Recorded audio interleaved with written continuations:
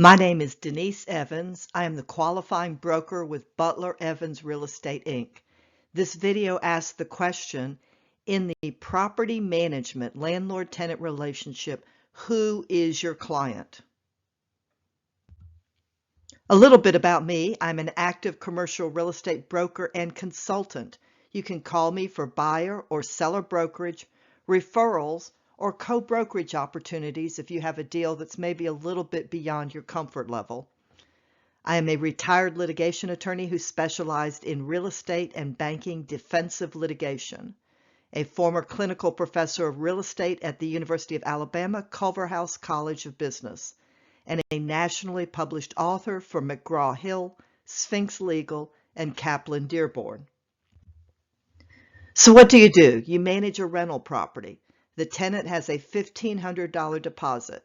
After move-out, the owner reviews the move-out photos and notices there are some fingerprints on a few walls and an outlet cover is chipped.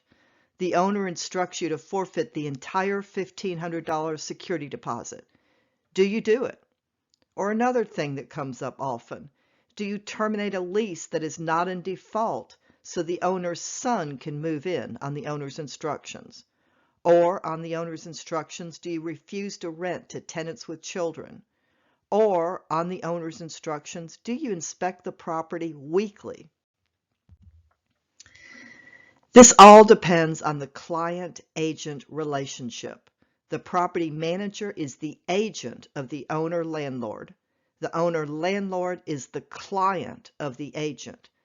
The tenant is a customer. Customers are owed honesty and integrity, but that's about it. The owner-landlord is the client, and we all know in our hearts we owe clients a greater responsibility than we do customers. How would you feel if you had a problem and you hired a lawyer, and the lawyer, instead of referring to you as their client, referred to you as their customer? Wouldn't you lose a lot of that warm, fuzzy feeling? That's the difference between clients and customers.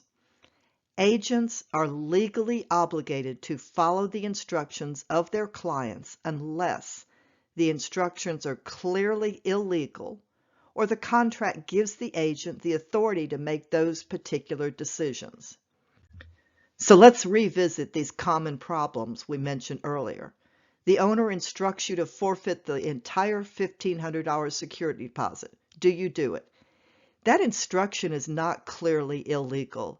It might be a really bad idea, and everybody might get sued over it, but it's not clearly illegal. So as much as you would prefer to not follow that instruction and you think it is unfair, you must follow it. Owner, client tells you to terminate a lease that is not in default so the owner's son can move in. Well, actually, you do not have the ability to terminate a lease, but give the notice of termination. I would say that is not clearly illegal. You can get sued. It's not clearly illegal. Do your best to talk the owner out of it, but if the owner instructs you to give the tenant a notice of termination, you have to do it. The tenant will either move out or the tenant won't, and everybody will end up in the courts, but you followed your instructions. The owner instructs you to refuse to rent to tenants with children. That is clearly illegal. That is a violation of the Fair Housing Act. Clearly illegal. You can refuse to follow those instructions. And I hope you're learning to distinguish between clearly illegal and a really bad idea because maybe everybody's going to get sued. Suppose the owner instructs you to inspect the property weekly. Well, if you don't have anything in your management contract that says you will inspect the property annually, or when the tenant moves in and when the tenant moves out, or quarterly, and the owner instructs you to inspect the property weekly, you're obligated to follow that instruction. The lesson is, for a lot of these things that in your experience you would prefer not to have to follow the owner's instructions because you can see trouble coming on the horizon, write that into your management contracts. Security deposit forfeitures decisions shall be at the sole discretion of the property manager, for example. Termination notices, unless the tenant is in default on its rent, at the sole discretion of the property manager.